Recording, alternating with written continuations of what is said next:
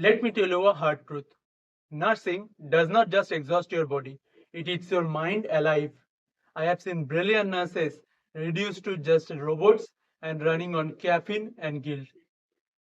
Burnout isn't just some kind of motivational buzzword, it's real. If you don't tackle and control it, it will control everything of you, your future, your passion, your emotions, everything. Most nurses think that burnout means being tired.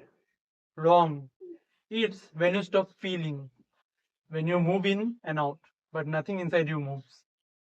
And it's really scary because the world needs human nurses, not zombies.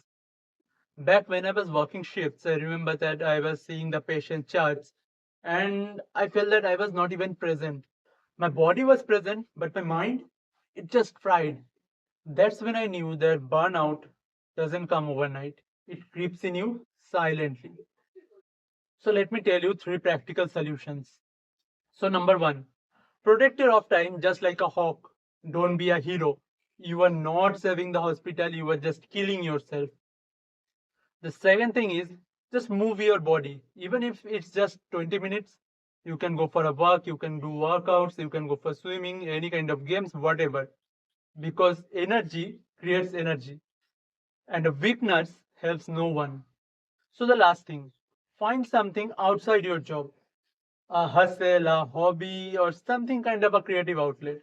Because if all your identity is related to your job, that is the nursing, when it breaks, you will collapse. Burnout is not a badge of honor, it's a warning sign. And smart nurses don't ignore it, they fix it before it kills their career. So if you ever felt that dead inside feeling, drop a comment and say, not a zombie. Let's see how many of us are actually fighting this. And stick around because my next video is literally the survival guide for the nursing shift, the burnout battlefield. Until then, goodbye.